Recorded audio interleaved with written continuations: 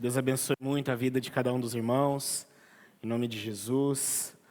Como é bom poder, como nós cantamos, como nós já ouvimos, como é bom poder estarmos aqui todos juntos para adorar o nosso Deus, para louvar o nosso Senhor, aquele que nos chamou, nos salvou para a sua maravilhosa glória. Muito bom poder juntos celebrar nesse dia, domingo, dia do Senhor, celebrarmos a nossa salvação e aquilo que o nosso Deus tem feito em nossas vidas. Gostaria que você abrisse sua Bíblia comigo no Evangelho de Marcos, capítulo de número 6.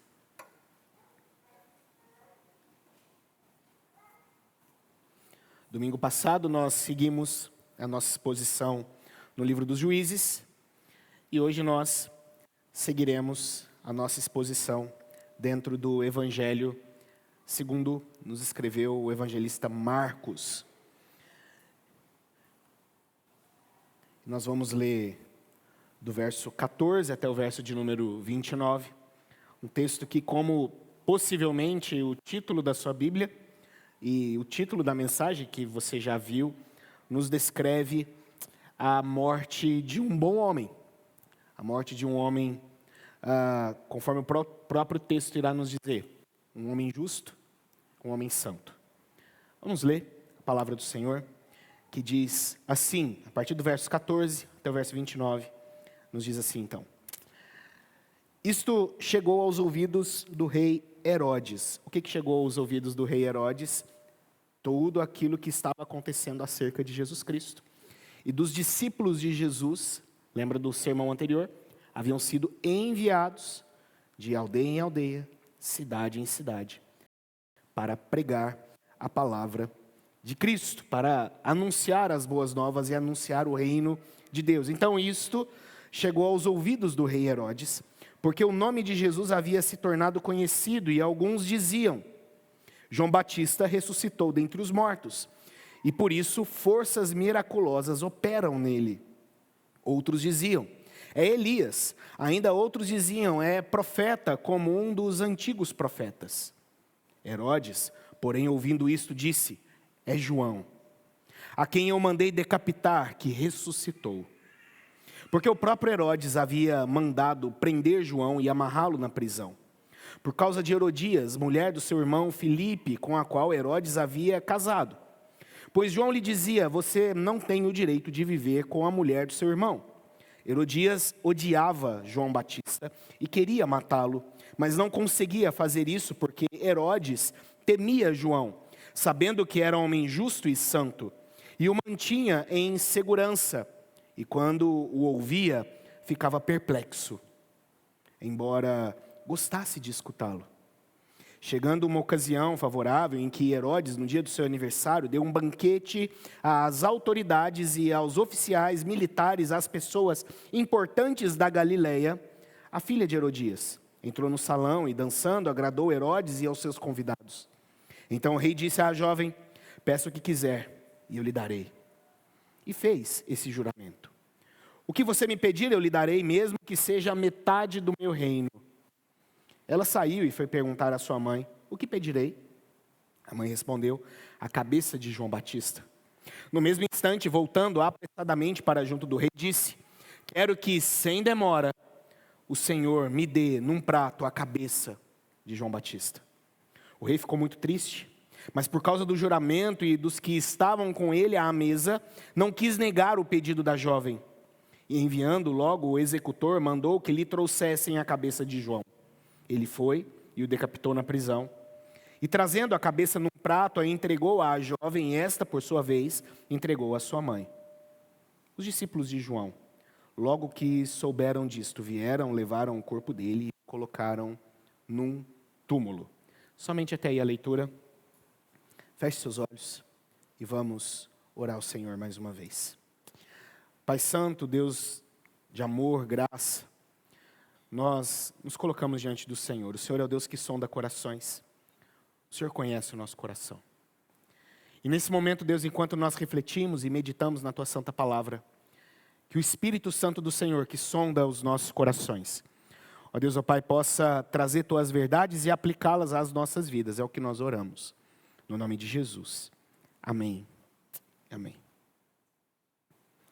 O bloco de texto que nós começamos na exposição passada, onde nós vimos o envio dos 12, do verso 6 em diante, e esse bloco ele segue até o verso de número 30. No verso de número 30, aquilo que nós chamamos de perícope se fecha. Começa no 6 e vai até o verso de número 30. Ele traz uma estrutura um tanto quanto interessante. Nós chamamos essa estrutura, de uma estrutura sanduíche. Por que eu quero dizer isso? Porque ela começa com um acontecimento, com um assunto. Qual é esse assunto? O envio dos discípulos. Depois, no meio desse assunto, é inserido um segundo assunto. E no final, após esse segundo assunto, retorna-se ao primeiro, formando uma espécie de sanduíche. Se você for ler o verso de número 30, o verso seguinte, aí você vai perceber que volta ao assunto dos discípulos que foram enviados para pregar. Veja o que diz. Os apóstolos voltaram à presença de Jesus e lhe relataram tudo o que tinham feito e ensinado. Então voltou ao assunto. Então nós chamamos isso de uma estrutura sanduíche. Então o texto que nós estamos tratando é como se fosse o recheio. Está no meio, entre esse acontecimento de enviar os discípulos, acontece aquilo que nós estamos lendo na nossa história. Então nós prosseguimos dentro desse texto. Aqui nos é falado sobre o martírio de João Batista.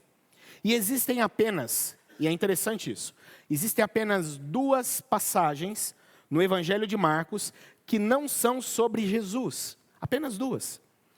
E estas 2 passagens que não são sobre Jesus, elas são sobre João Batista. A primeira delas está lá no capítulo de número 1, verso 2 até o verso de número 8. E a segunda vez é justamente o texto que nós acabamos de ler, do verso 14 até o verso de número 29. Então, somente em 2 momentos o Evangelho de Marcos não vai falar sobre Jesus e vai falar sobre João Batista. E isso é muito interessante, porque ambas as passagens elas apontam João Batista como alguém que prefigurava, alguém que viria antes, que prepararia alguma coisa para Cristo, para o Messias. As 2, elas estão em momentos muito interessantes. Na primeira, capítulo 1, verso 2 até o verso de número 8, João é o precursor da mensagem e do ministério de Jesus. É isso que vai falar o texto lá. A gente já passou por ele. E aqui agora, no nosso texto, a passagem diante de nós, nós percebemos que João agora é o precursor da morte de Jesus. Começou com ele. O próximo é Cristo. Os paralelos aqui entre as 2 mortes, a morte de João e a morte de Jesus, nos chamam a atenção. Porque perceba, tanto João quanto Jesus são executados por tiranos políticos que os temem. Os 2 foram executados. Mas foram 2 tiranos políticos que vacilaram e sucumbiram a uma pressão social. Com Jesus, nós percebemos que Pilatos cede à multidão, que gritava e esbravejava, preferindo Barrabás no lugar de Cristo. E aqui o nosso rei Herodes, ele sucumbe à pressão da sua própria esposa, que odiava João e queria matá-lo. E ela consegue. Tanto João quanto Jesus também morrem silenciosamente. Não falam nada. Ambos morrem como vítimas de intriga política. Vítimas de corrupção. E algo que ainda é mais óbvio, os 2 morrem como vítimas justas, sem culpa, sem ter nada que os condenasse. O nosso texto, queridos, nós vamos analisar ele dividido em 3 momentos. E o primeiro momento, ele começa do verso 14 até o verso de número 17. Eu peço que você volte sua atenção para o texto, onde nós iremos perceber o rei louco. Um rei louco que entra aqui na história. O relato começa então com uma paranoia. A paranoia do rei Herodes. Rei, entre aspas, porque Herodes não era rei coisa nenhuma. O rei era César, Roma dominava e foi concedido ali alguns territórios onde eles poderiam governar de alguma forma. Herodes poderia governar de alguma forma. Então, ele não era rei coisa nenhuma, apesar de chamar para si a todo momento o título de rei, Herodes não era rei, era um governador. Então o rei começa então com uma paranoia do rei Herodes, de que João, a quem ele havia aprisionado e a quem ele havia matado, tinha retornado em Jesus para assombrá-lo. Lá no capítulo 1, verso de número 14, o texto nos diz que João tinha sido preso. João tinha sido preso. E o verso 16 do nosso texto vai dizer que João já estava morto quando Herodes fica sabendo daquilo que Jesus e os seus discípulos estavam falando. E Herodes, dentro da sua paranoia, dentro da sua maluquice, achava que de alguma forma João Batista havia retornado em Jesus Cristo. E por isso ele fazia aquelas coisas, por isso ele ensinava o que ensinava. Era um rei maluco, um rei louco, um rei louco. A história da morte de João, ela contém nomes de vários membros da família herodiana. E é importante a gente destacar aqui esses nomes, tá bom? É importante nós entendermos aqui bem esses nomes. E para entendermos toda a trama, é interessante pelo menos identificar qual Herodes é esse e também quem é a sua esposa. É interessante a gente entender isso. Porque quando nós olhamos para o Novo Testamento, 4 Herodes são mencionados. 4 deles são mencionados. E esse aqui é o segundo Herodes dentro da história do Novo Testamento que nós acompanhamos. O primeiro Herodes, o Herodes o Grande, é o Herodes do nascimento de Jesus. Lembra que manda matar ali as crianças?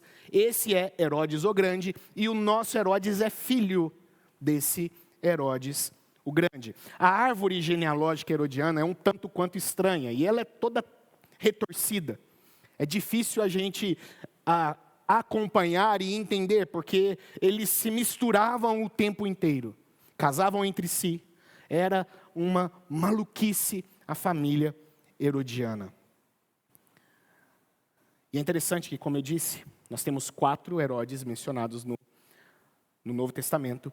O Herodes da nossa história, conhecido como Herodes Antipas, ele foi o segundo desses 4, que governou desde a morte do seu pai, Herodes o Grande, que morreu lá no século 4 a.C. E ele governou até o século 39, o nosso Herodes aqui, século 39 depois de Cristo. O seu nome oficial era Tetrarca da Galileia. Em outros momentos a gente vai ver isso, vai ler esse título que ele tinha, de governante da Galileia. Herodes o Grande, que é narrado lá em Mateus 2, o pai desse Herodes, ele teve 10 esposas. A história narra que esse Herodes teve 10 esposas. O Antipas, o Herodes, tenta acompanhar, queridos, por favor. O Antipas, é muito Herodes. O Antipas, o Herodes da nossa história, ele é filho da 4ª esposa de Herodes o Grande. Está acompanhando? Vamos lá? Então, Herodias, a esposa desse Herodes da nossa história, é filha de Aristóbulo. Quem é Aristóbulo? Ele é meio-irmão de Antipas, do nosso Herodes aqui. Meio-irmão. Por quê? Eram 10 esposas. Ela era irmão por parte de pai, mas não de mãe. Herodias, a esposa do nosso Herodes, era ao mesmo tempo também sobrinha do seu marido.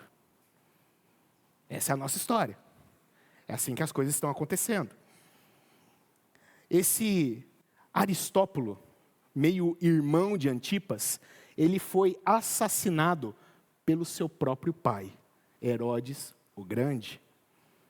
Por isso que eu disse, essa família é uma bagunça. Sabe aquelas novelas Um monte de coisa acontecendo. É a história dos Herodes, daria uma boa novela.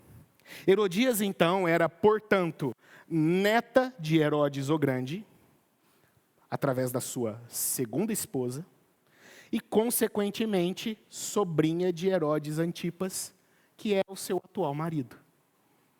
Assim está acontecendo a nossa história. Antipas, ele era tão mau quanto o seu pai. Tão mau quanto o seu pai. Ele era amante do luxo, ele era avarento, construiu cidades em seu nome. Esse era o nosso Herodes. Um líder persuasivo que conseguiu convencer Herodias, e agora, pasmem, Herodias, que era esposa do seu meio-irmão Herodes Filipe. Então, mais um título para nossa Herodias. Ela é neta do pai do nosso Herodes, ela é sobrinha do nosso Herodes e era cunhada dele também. Você está entendendo isso aí? Eu não estou, depois você me explica. Antipas abandona a sua esposa e persuade Herodias a se casar com ele. Esse Antipas é o nosso rei, um rei louco. Esse Antipas fica sabendo da fama de Jesus. A fama de Jesus crescia. Os discípulos de Jesus estavam falando sobre Jesus. E o fato de Herodes ter ouvido falar de Jesus segue imediatamente a missão dos 12. Pode ser por causa disso mesmo que a fama de Jesus cresce. E isso chega a Herodes. E Herodes pensa que Jesus é João Batista, que voltou dos mortos. Essa é a trama principal da nossa história. É no meio dessa bagunça. João denuncia esse casamento. E diz que esse casamento é contra a lei de Deus. É contra a lei de Israel. Óbvio que é contra a lei de Israel. Óbvio que é contra a lei. Um rei que se casou com a sua sobrinha, que ao mesmo tempo é a sua cunhada. E João denuncia. Denuncia o pecado de Herodes. Herodias não gosta. Herodes também tampouco. E João é preso. João é preso. Bom, a notícia de Jesus chega até Herodes. Herodes fica sabendo. Acha que é João Batista que voltou. E agora nós somos levados ao passado. É a segunda parte do nosso texto, do verso 17 ao 20. Nós temos um flashback aqui. Nós voltamos lá para trás, onde acontece lá no capítulo 1, verso 14, quando João é preso. João foi preso lá atrás, no início do ministério de Jesus. Então agora nós somos levados novamente lá para trás para saber o que aconteceu com esse João depois que ele foi preso. Jesus desencadeia esse flashback aqui em Marcos sobre a execução de João. Um casamento traiçoeiro aqui de Antipas e Herodias forma esse pano de fundo para a morte do nosso Batista. João Batista. Segundo Marcos, aqui Antipas prende João porque João criticou o seu casamento, que era proibido. Está lá em Levítico capítulo 18, verso 16. O casamento de Herodes é proibido pela lei. Não deveria estar assim. E João denuncia. Levítico 18, 16 diz: não tenha relações com a mulher de seu irmão. Este é um direito que somente o seu irmão tem. Herodes está quebrando essa regra. Flávio Joséfo, um historiador do primeiro século, ele diz que Antipas, além das repreensões morais da parte de João, ele também tinha medo de um movimento político que poderia ser desencadeado diante dessas acusações. E é justamente isso que vai levar à morte desse Herodes aqui. A gente vai chegar lá daqui a pouco. Esse Herodes, ele também vai morrer. A gente vai chegar lá. Em ambos os relatos, seja o relato que nós temos aqui do evangelista, seja o relato que nós temos do historiador Flávio Joséfo, nós percebemos que não havia nada em João que o estivesse levando para aquele momento de prisão. Ele era justo, ele não tinha culpa. Herodes se viu confrontado moralmente e também politicamente por aquilo que estava sendo dito por João. O próprio João Batista aqui é meramente um peão nesses eventos que vão levar à sua própria morte. A história aqui é inteiramente dominada por alguns personagens: Antipas, Herodias, sua filha e os convidados do casamento, que a gente vai chegar daqui a pouquinho. Agora perceba algo interessante.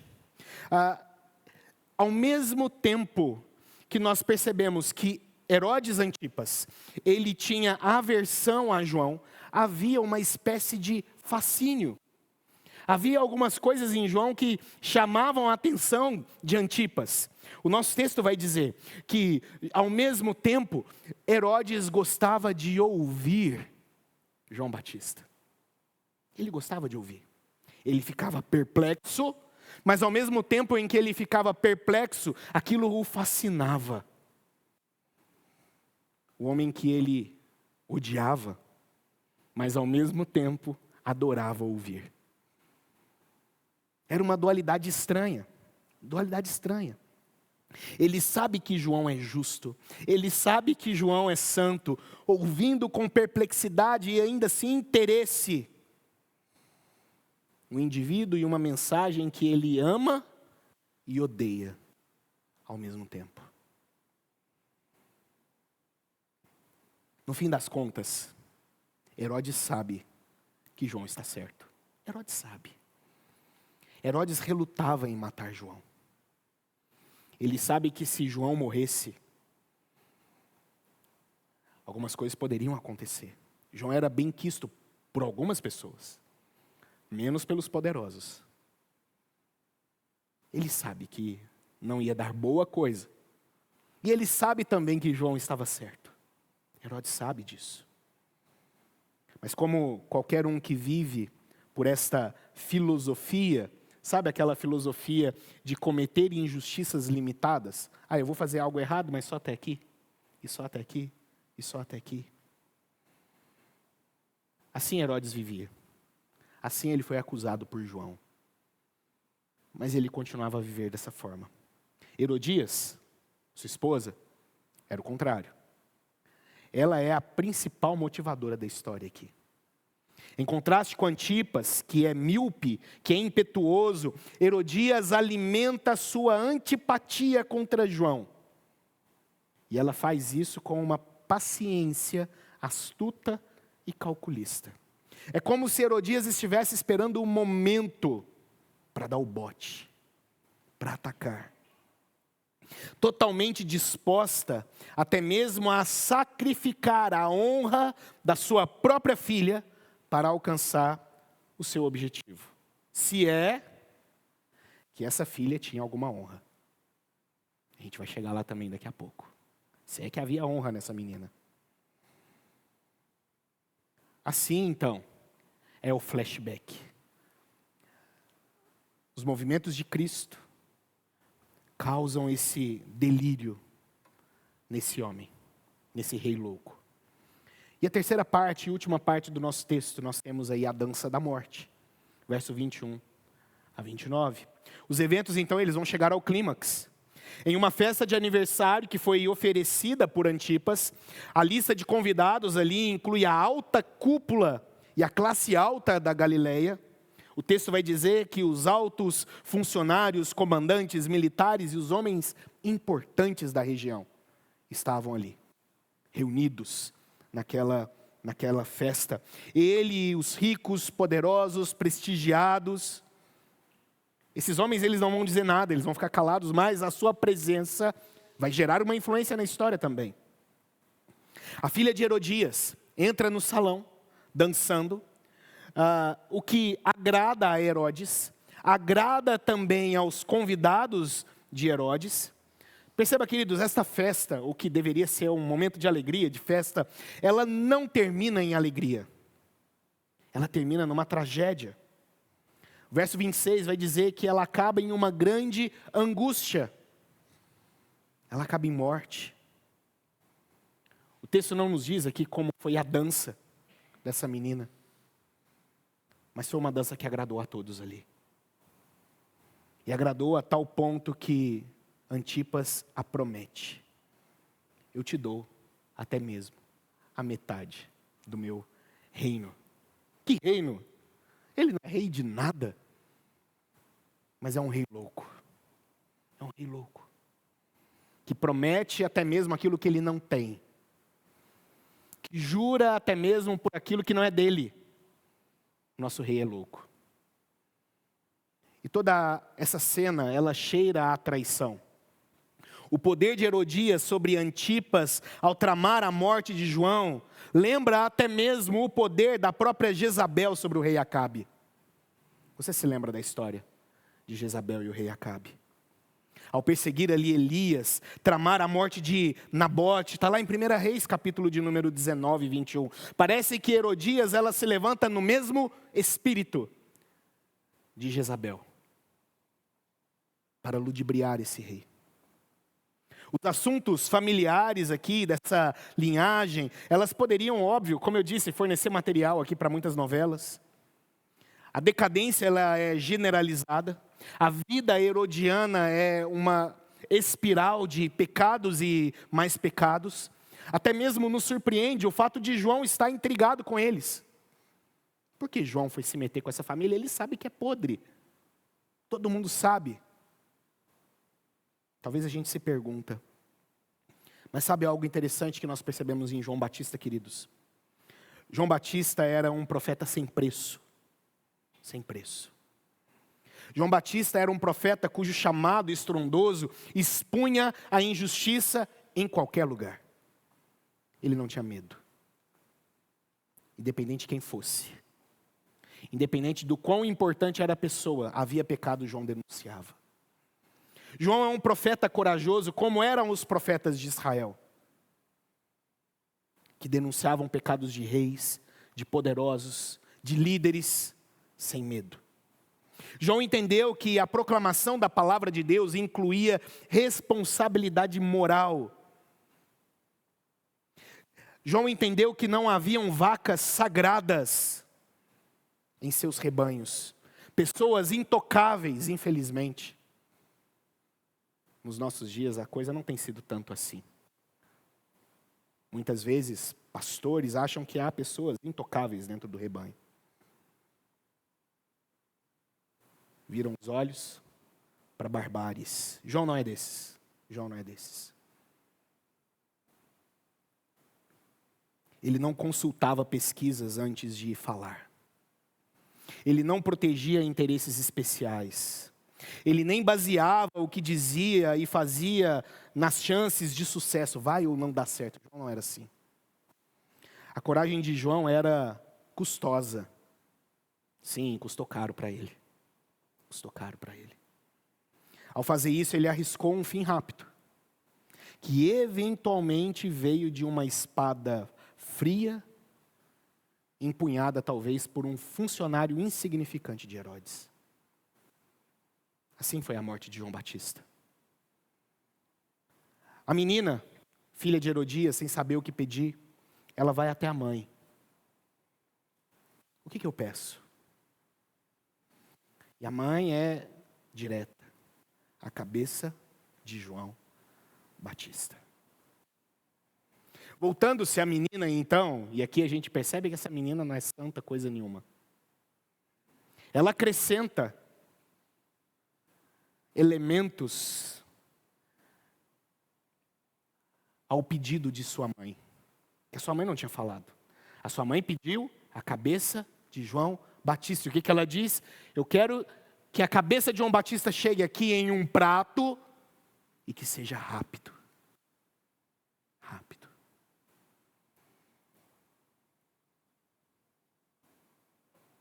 Essa menina possivelmente não é inocente. Possivelmente ela estava em plena corrupção de coração.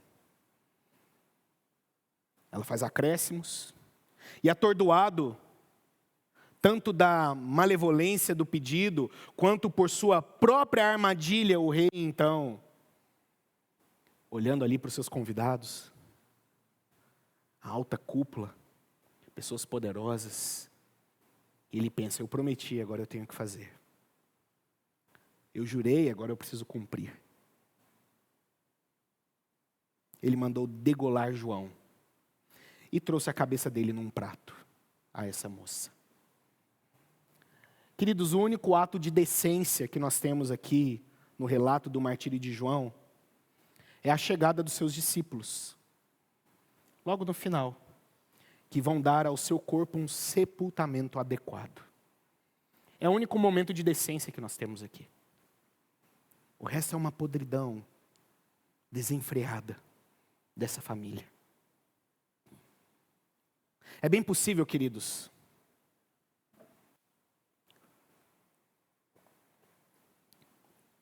que você já esteve em situações onde você precisou fazer algo errado para se livrar de outro algo que era errado.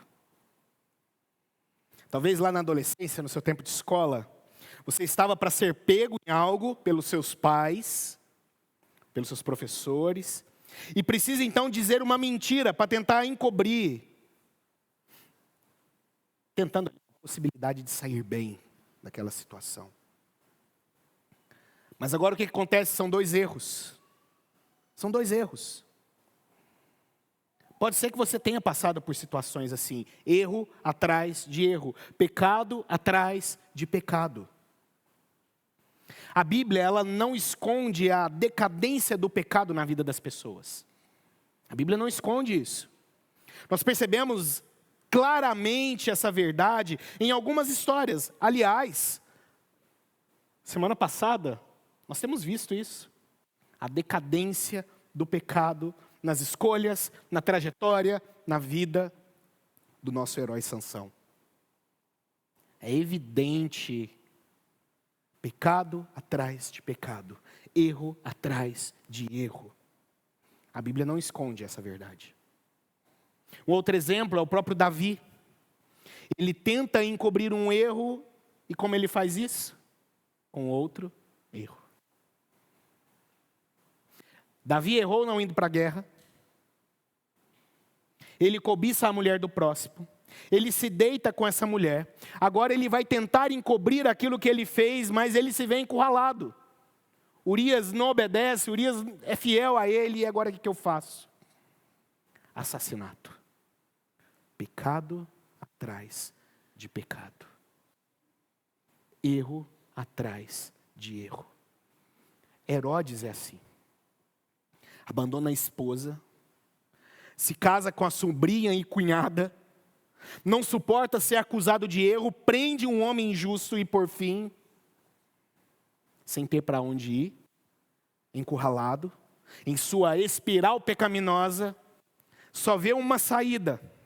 Qual é? Outro pecado. Mas talvez você venha e me pergunta, pastor, mas ele prometeu. Então, se ele prometeu, ele tinha que fazer isso. Se ele disse que iria fazer o que aquela menina quisesse, ele tinha que fazer. Queridos, em Levítico, a Bíblia ensina algo muito interessante. A Bíblia vai dizer lá em Levítico, que se você faz uma promessa, e essa promessa é tola, e terminará em um grande mal, o que diz o texto? Que você pode procurar ali o sacerdote, oferecer um sacrifício, e ao fazer isso você se vê livre da promessa que você fez. Havia uma saída para Herodes. Havia uma saída. Herodes prometeu, pede o que você quiser, eu te dou até a metade do meu reino, que era a cabeça de João. O que Herodes poderia fazer? Beleza, então, procura o sacerdote, oferece um sacrifício, está resolvido. Ele não tem que fazer mais nada. Ele se via livre do seu juramento. Havia como sair desse erro, Herodes? Havia como. Mas o ego, o orgulho, o coração mau, não permitiram. Não permitiram. E a primeira coisa, queridos, que esse texto nos mostra, a primeira aplicação que a gente percebe nessa história, é que o seu coração precisa ser domado pelo Espírito de Deus. O meu coração precisa ser domado pelo Espírito de Deus. Cuidado com o seu coração. Cuidado mesmo. Se há um alerta que eu e você percebemos inúmeras vezes na Bíblia, é esse: cuide do seu coração. A palavra do Senhor repete, não é uma, não são duas, são diversas vezes: cuide do seu coração. Para a palavra de Deus, coração é o centro do nosso ser. O coração é quem você é de fato. Nele estão seus pensamentos, nele estão seus sentimentos, nele estão as suas aspirações, as suas afeições. Cuide do seu coração. Cuide do seu coração. Cuidado com as situações que esse seu coração pode te empurrar. Cuidado com elas. E por vezes ele nos coloca em situações como a de Herodes aqui. Por vezes ele coloca você em situações onde você se vê sozinho com a sua namorada. Onde você, homem casado, mulher casada, se vê sozinho ali navegando por redes sociais. E sabe-se lá fazendo o quê? Cuide do seu coração. Cuide do seu coração. Peça a Deus que dome o seu coração com o Espírito dele. Cuide do seu coração. Queridos, há momentos, há situações que vão deixar você vulnerável ao pecado. Nenhum de nós, queridos. Nós não somos Superman. Nenhum de nós. E o seu coração é mestre em deixar você em situações de vulnerabilidade diante do pecado. Ele é mestre em fazer isso. O seu coração gosta dessas situações.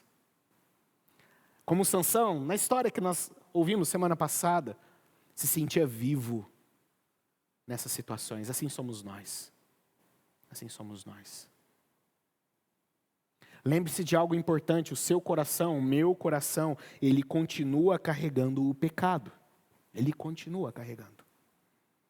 O pecado que precisa ser domado, que precisa ser controlado, e a única forma não é com a sua força, não é com a sua sabedoria, não é com a sua inteligência, é com o nosso Deus e o Espírito do nosso Deus.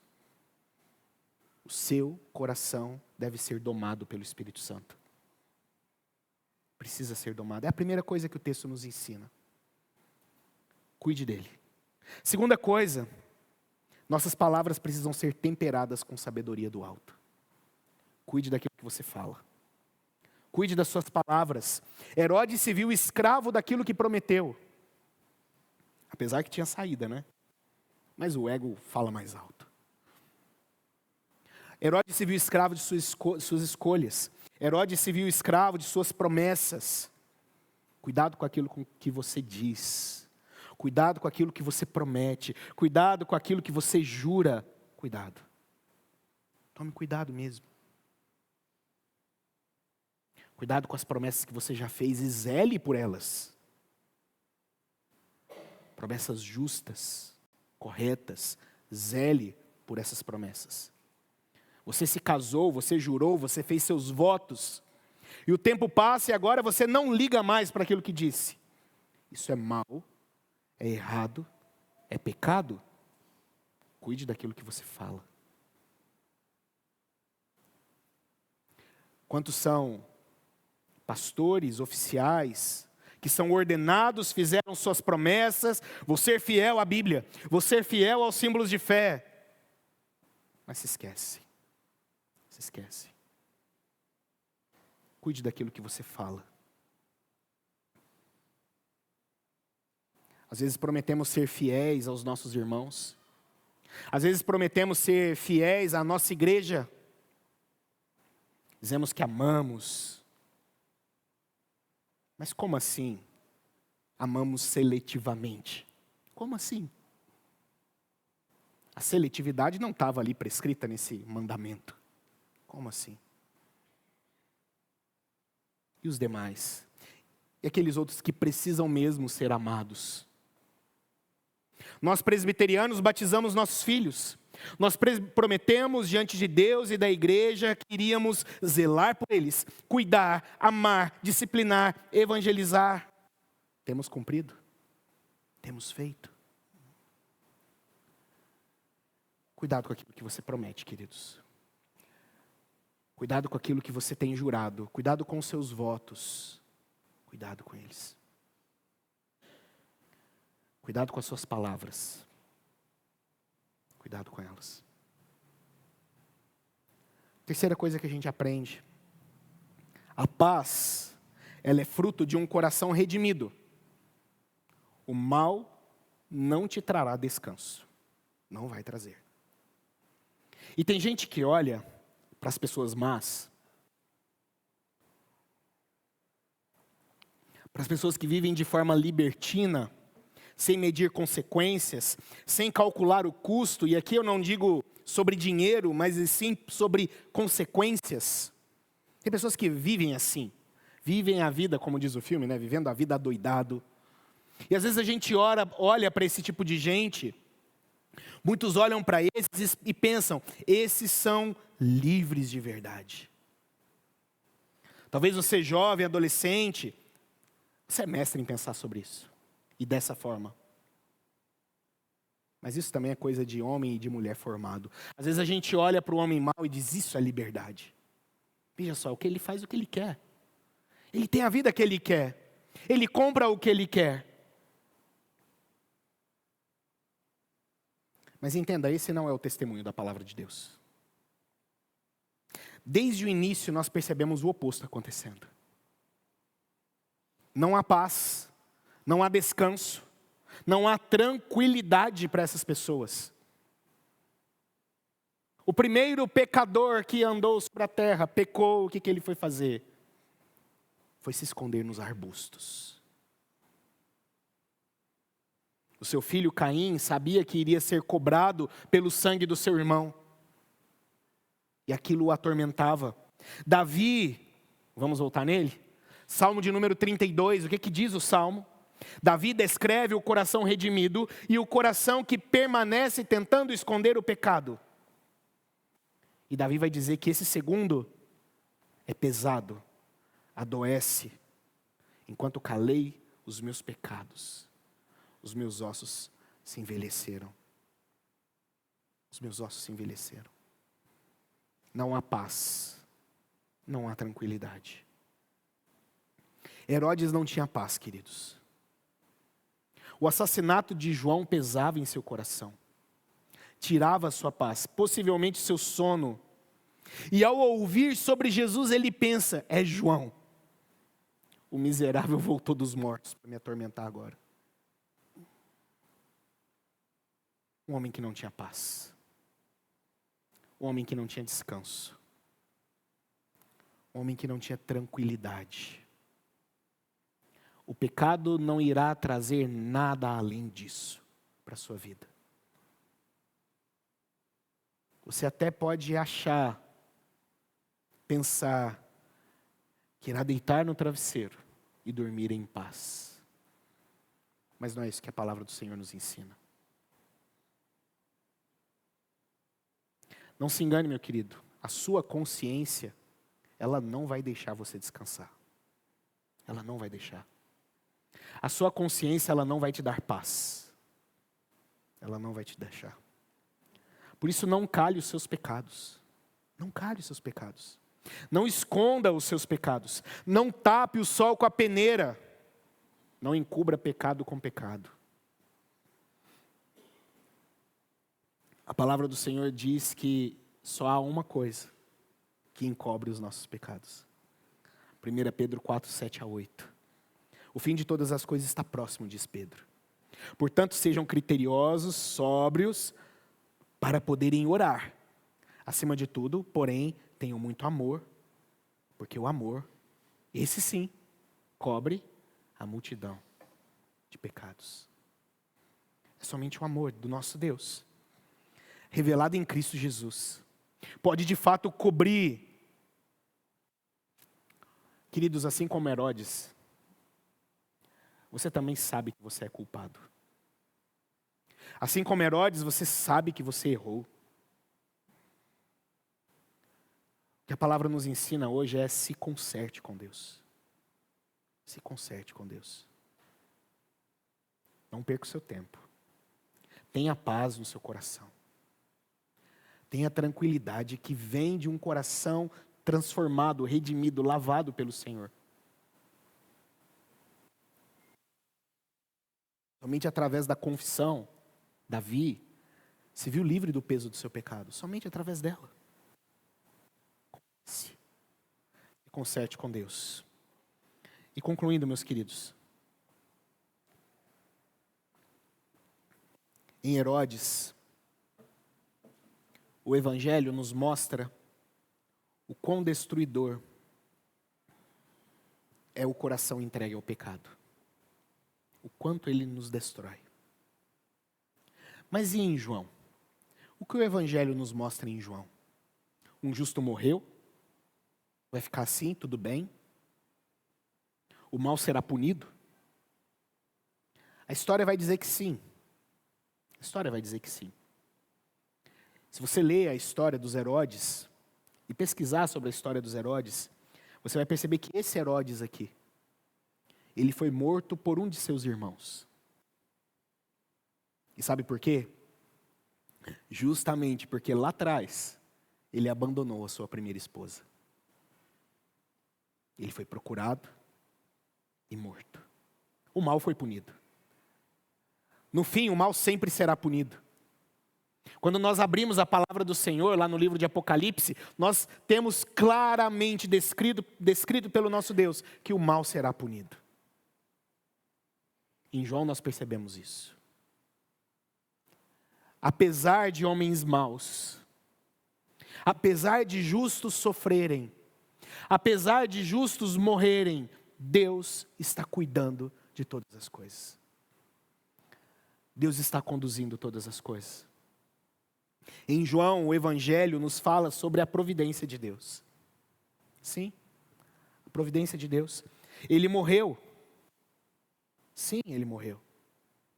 Mas veja, nós percebemos a providência de Deus em João, na morte de João, e o ato final do precursor de Cristo. É o ato final. O caminho para o Messias está pronto. O foco de todos agora não é João, é Jesus. Os próprios discípulos de João se tornam agora discípulos de Jesus. Todos estão olhando para Cristo agora. A atenção não está mais dividida entre João e Jesus. O precursor, aquele conforme foi profetizado por Malaquias, que iria abrir o caminho para a vinda do Messias, cumpriu o seu papel. Cumpriu o seu papel. Ele fez o que ele deveria fazer. Deus realizou aquilo que deveria ser realizado através da vida desse homem. Em João nós aprendemos que nenhum discípulo de Jesus é insubstituível.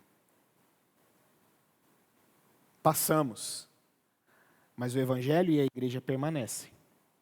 Em João nós aprendemos sobre coragem.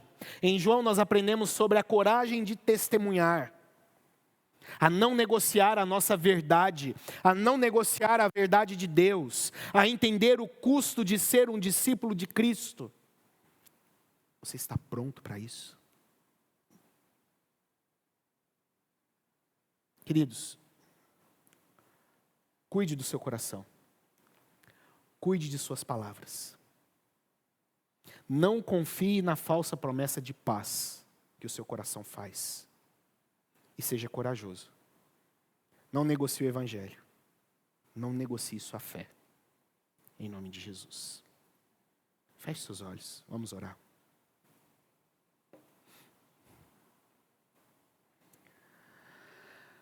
Deus Santo, Pai de amor e graça, nós te louvamos. E nós bendizemos o teu nome. Ó Deus, uma palavra desafiadora para todos nós mesmos, Deus. Saber, ó Deus, ó Pai, que sim, até mesmo aqueles que são do Senhor, ó Deus, sofrem.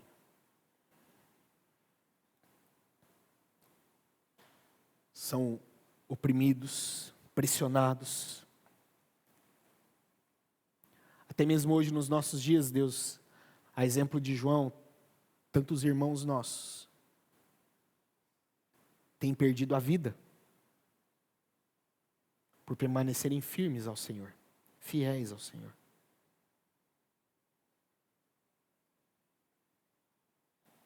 Mas o que conforta e consola o nosso coração, Deus, é que o controle de todas as coisas está nas tuas mãos.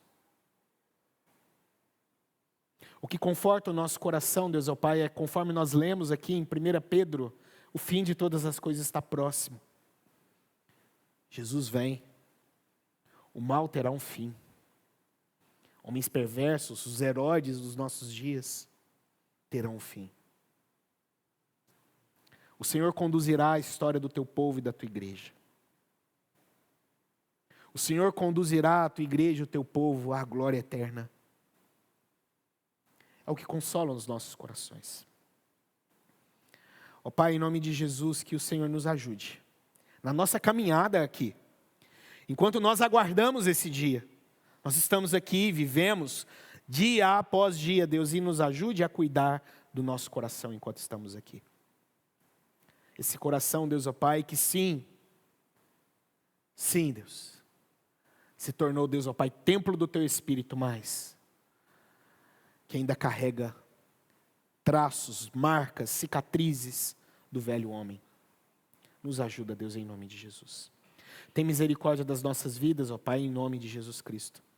Nos dê sabedoria, nos dê entendimento, nos capacite. Que o nosso coração seja protegido, guardado, selado pela Tua vontade, pela Tua palavra, pelo Teu Santo Espírito, Deus, em nome de Jesus.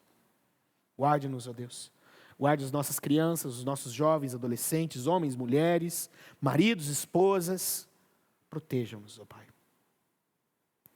As famílias presentes, ó Deus, guarda-nos, ó Deus, em nome de Jesus. Livra-nos mesmo, Deus, dos homens maus, dos Herodes dos nossos dias. Nós oramos em nome de Jesus.